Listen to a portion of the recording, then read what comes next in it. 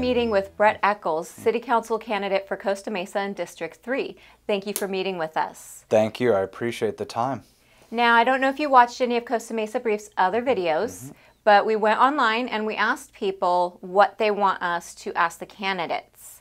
So, the first question that was requested the most is, what is your connection to Costa Mesa? What have you done for our city?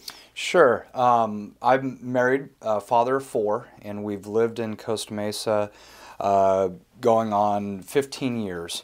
And moved to Costa Mesa. I grew up in the area, as did my wife. I left the state for a number of years through college and work, and then came back and made Costa Mesa our home. I have 4 children, and that's how I really got invested in Costa Mesa, was through them.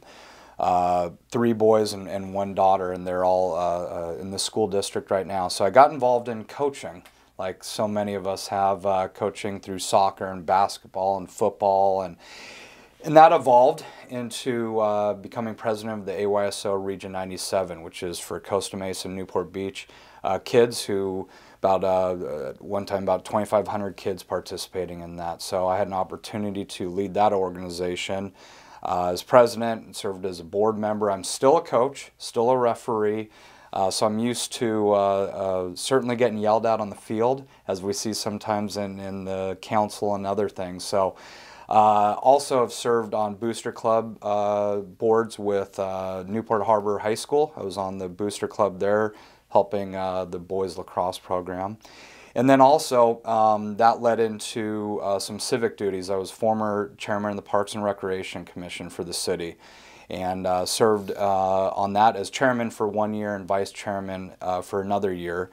And also served on a couple different city committees, and currently also on the board of Costa Mesa United, and then and also a full-time professional here, and work in the construction field in public works. And in fact, we were one of the contractors on Costa Mesa High School, on the Performing Arts Center, and the middle school. So I would say I've done a lot in the community and continue to want to do so. Yeah, you certainly have done a lot for both the city and the kids. Definitely. Now, in District 3, there's a lot of issues that are facing the city, but one of the biggest in District 3 is the crime. How do you plan on addressing the crime? So first, I think crime, we got to eliminate crime attractants. There's a lot of hubbub in the media and press, and very real problems, things like a needle exchange. Prior to that, there was a proposal for portable restrooms. Again, some of these things are good in concept and trying to look to help a problem, but in reality, to solve one problem, they bring 10 more. So we need to have a beautiful, vibrant community made up of, one of my campaign themes, I call it, is neighboring. And let's get back to neighboring, knowing your neighbors, knowing your community, helping each other out. Community watches and things like that. So making a vibrant community for our business and our homeowners is something that I think we need a strong leadership to continue to do that. Furthermore, we have enforcement. So I'm a big proponent of having a strong police and fire, and supporting our police forces, and making sure that the staffing levels are appropriate for a city our size, making sure we are have enough staff to limit overtime, because that also leads into budgetary problems. We don't necessarily, and to go with that, we have to work with our personnel, our chief, who I've met with, and listen to the leaders. And I'm someone who I know what I don't know. And so I would like to rely on those folks and work a plan that works for the taxpayers, and it works from a financial standpoint, but also, most importantly, securing and the safety of all of our residents in our neighborhoods. So making sure through technology, through such things as drones is a wonderful new technology. So instead of, sending different squadrons out to an issue, you use drone technology. And so there's a lot of things we can do that will be fiscally responsible, yet making sure our residents are safe.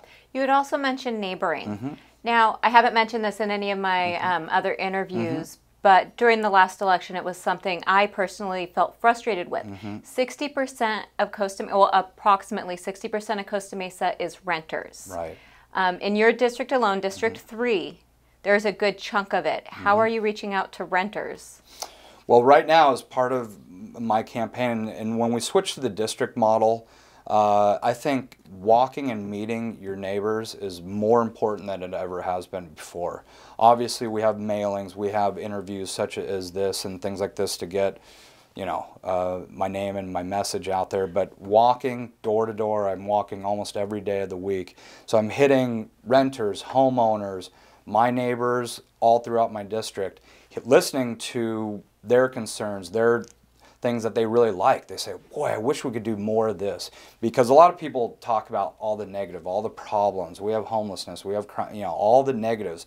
There's a lot more positives in our city than there are negatives. So part of campaigning is just going out and hitting as many voters as possible, trying to listen to them, and which will also help me be an effective leader.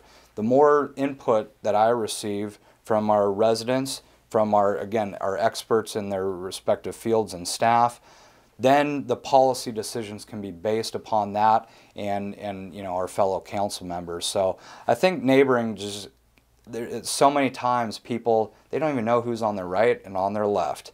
And it's about reaching out. So another thing is community events and bringing community members together and feeling a sense of community. Again, I mentioned neighborhood watches and things like that.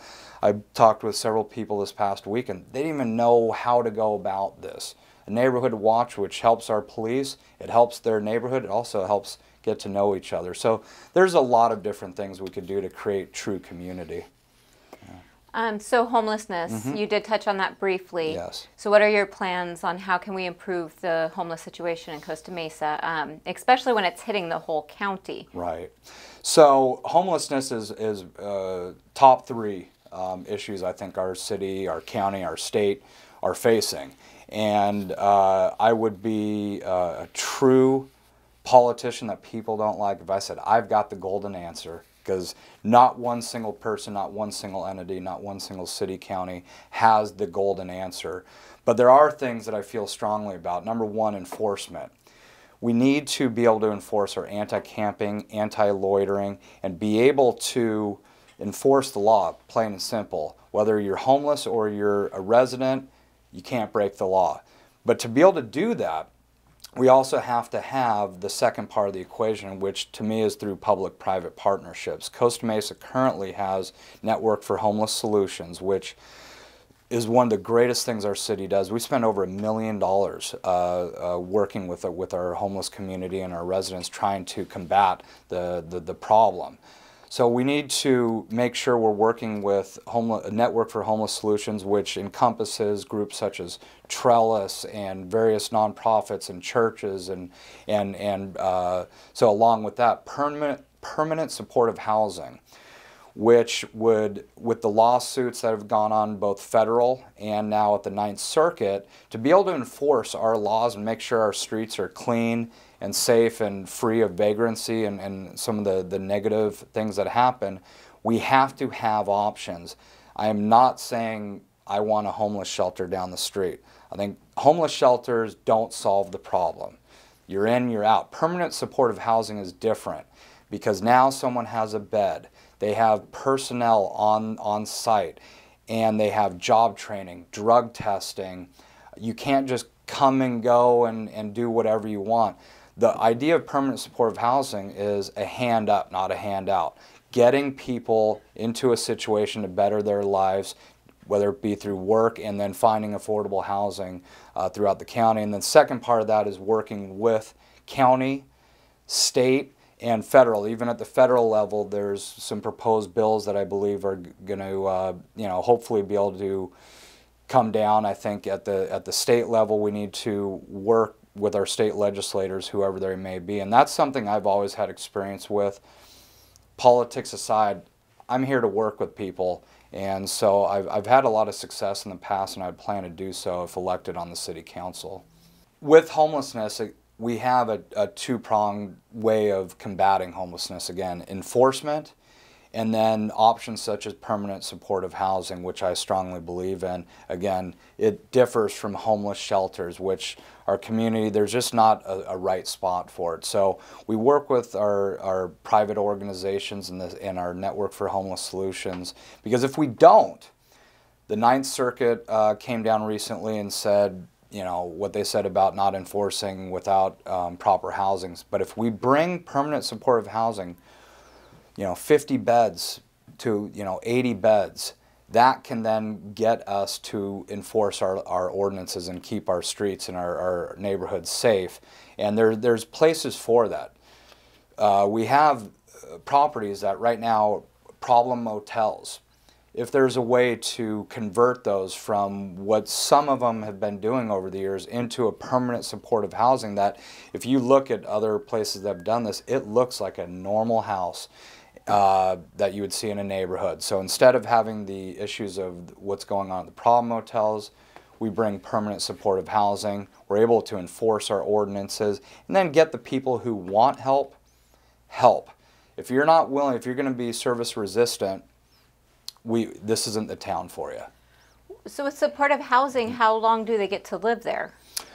It's gonna vary. The idea is for a short period of time, because the people who run these Mercy House is one example, and professionals who do this and understand the mental health issues and the drug and alcohol issues, the idea is to get them there into jobs and into housing somewhere that they can afford to live and, you know, lead a productive life. So that's the goal of these. And again, it's the service resistant people that they just don't want to go anywhere. Well, our parks are not somewhere where you can just camp and live and cause problems to our residents.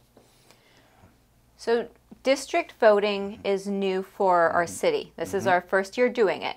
I know I live in District 3, but for those of the voters that are still confused about the districts, can you, the best you can, explain where is District 3?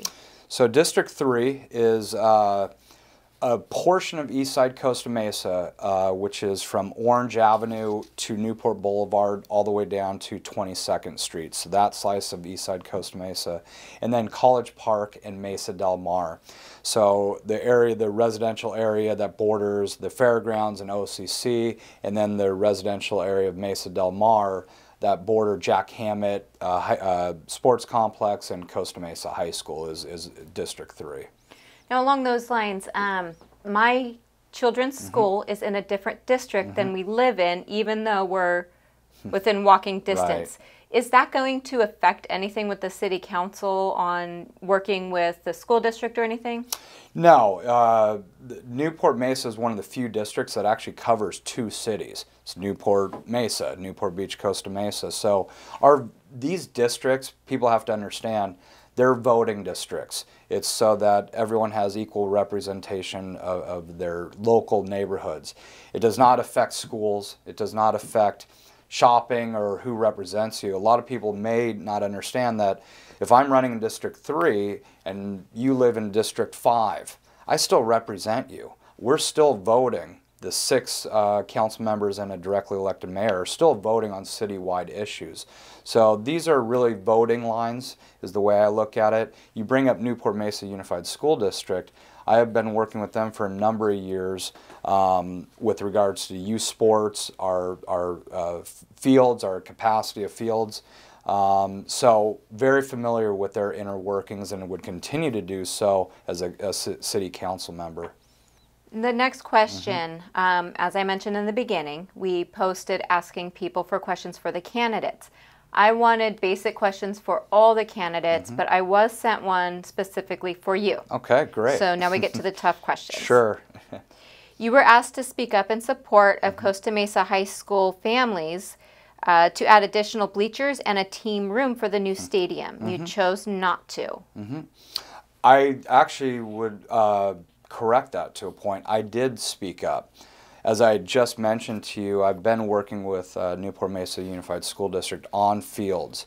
The new sports stadium at Costa Mesa High School was one of those. I met with trustees. I met with the Newport Mesa Unified School District staff. There was a plan voted on by trustees, I don't know exactly, let's say 6, 7 years ago approximately. And that plan was laid out, and it did not have, you know, the additional seating and things like that. So the trustees at the time, and I believe it was unanimous, that they voted to move forward with this plan. What was part of that plan also was the ability to add seats. And there was a section laid out on the map to add seats. And so in the event that the student body and the community showed up in force and the football team's doing great, there's an ability to put in more seats. So actually I did fight for it, but there was financial and there was residential pushback on expanding when it wasn't sure that the expansion was needed. But I did fight for it, but understand that the trustees made the decision that they did. So, you know, I can't pound my head against the wall too many times either without getting a severe concussion. Orange Coast College recently announced they're going to start construction on student housing. It's over 700 beds, I believe. A lot of people were really happy about this because it's going to really ease up on the renters in the area. But there are some people speaking out against it because they're saying it's going to only foreign exchange students. Do you know anything on that?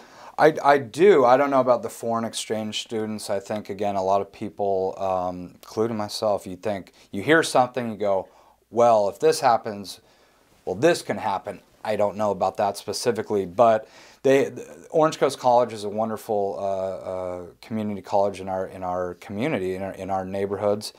They do a lot of great things, service a huge population of students and adults. My wife has gone and gotten secondary education at Orange Coast College. They have a general plan, and that goes back to my earlier point. We need people on the city council to be able to have a seat at the table with these other groups, such as the Orange Coast College, such as the Fairgrounds, such as Newport Mesa Unified School District.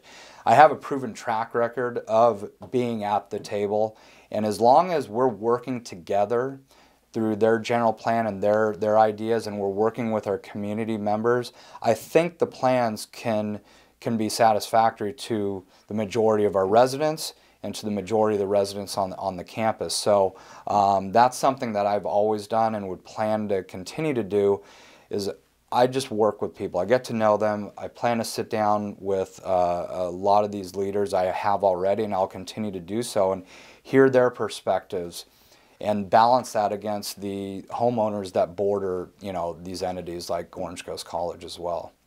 We've also had an issue with sober living homes, not just sober living homes, but they've been moving into apartments, lying on the lease, and taking affordable housing away basically from people that need it. What can we do to fight these fly-by-night sober living homes? So that's another issue along with homelessness, that it is a very complex, very difficult decision, and again, no one person or entity can solve it alone. Number one, we do have an ordinance that was passed several years ago in the city of Costa Mesa that up to this point has survived legal challenges. And it's a 650-foot buffer between licensed and zoned facilities such as these. That's a start. I know there's some who would like none of this in our community, but the fact is federal law protects these, I call them businesses operating in residential. It's unfortunate. There's a lot of good ones who do a lot of good for recovering people who have struggles with addiction. But there's a lot of bad operators too. So we need, number one, to enforce our ordinance across the board. Just straight 650-foot buffer, and I've spoken at City Council over the past couple of years about that. Just enforce the ordinance we have. Newport Beach had an ordinance as well that was pretty strict. That's gone in the courts, and I believe is going to the California Supreme Court. We'll sit back and see how that plays out, because that will, of course, impact what we can do going forward, because my thing is I would like stronger ordinances. I would like to do everything within the letter of the law that we can do to protect our residential communities from turning into businesses operating all over the place. And then the bad part about the sober living homes is when they curb someone. And that's a term that when their insurance runs out or they break a house rule or something goes on, they flew in. A lot of these people coming here are not Costa Mesa residents. They're flown in from all over the country. It's a big business. So they're flown in and then they get kicked out and now they become homeless. And it's just a cycle of just horrible things for that individual and for all the people living around these. So I want strong ordinances that will legally hold up in court. Again, we'll see what the Supreme Court does with the Newport ordinance. We have one on the books right now. I plan to enforce that, and if we could enhance that, I'm going to be all for it. And we're going to enhance it, and we need our code enforcement out there being our eyes and ears. We need our residences to continue to report the bad operators, to report crimes going on in and around these things to our city. And I want to make sure our enforcement and our staff have the tools necessary to be able to enforce our legal ordinances. Now, your opponent, Andrea Marr, she's raised almost double what your campaign has, at least back in August at the last time I checked. How do you plan to beat her with less campaign spending? So the last report filing did come out, and it was up through June 30th. After June 30th, I've had a lot of support. Early on, it's tough when you're talking to people, and people don't want it. We had a primary election people were focused on. It's tough to talk to people early on and say, let's start talking about city council and elections that are 6 months away. Since that point, I've raised a tremendous amount of money from people who have met with me, who are extremely supportive and have given me, I've had people give me $20, $100, so a lot of individual contributions. And at the end of the day, I think though, no matter what money either one of us raise, again, to run in these races, you have to have some money because you have to get your message, your name, all these things out there, and it does cost money. It's a big business, of course. It's a necessary evil. So I've done a good job of raising money, again, through personal contributions. Going forward, to me, it's about neighboring. It's about walking neighbor by neighbor, house by house, voter by voter, and I've been doing that for a while now, and I'll really be doing it more and more. But I do work professionally all day long, so I'm working during the day, walking at night, walking on weekends. I'm still coaching soccer. I'm coaching my daughter, so I've got a lot of balls in the air, but I'm getting there, and I'm real excited to talk with people because everyone I do have an opportunity to speak with and have them ask me questions and hear about what's going on in their daily lives, they're supportive. And I think I'm a reasonable person. I have good leadership. I've shown leadership. I've had experience both in the private sector and public sector, and I'm the right person for this job. And so it's about getting my message out there one-on-one, and I plan to do that. One final question. Why should the voters of District 3 vote for you? So I think number one, because I'm just a soccer dad, a father of four, a neighbor to many, and a friend of many.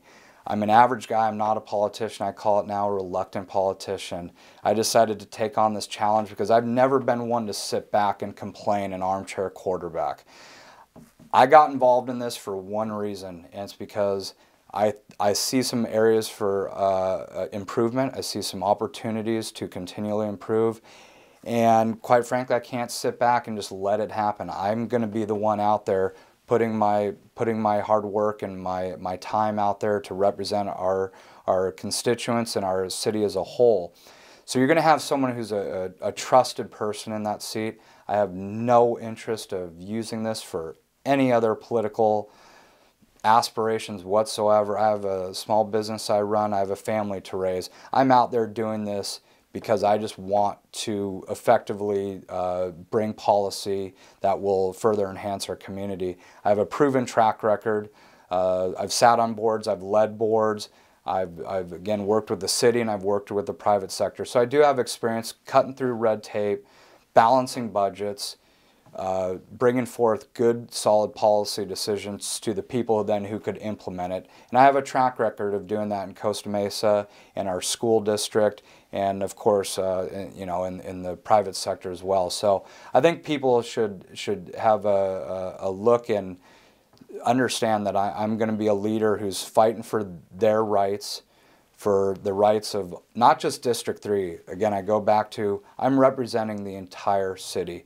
And so you will have someone who's up there who will fight hard, work hard, and work with my council colleagues, whoever they may be. We have no idea. But I've shown I can work with anyone to create good policy going forward, and I plan to do so. So I would encourage everyone to call me, check out my website, of course watch this video, and get in touch with me. Let's talk, and hopefully I could earn everyone's vote.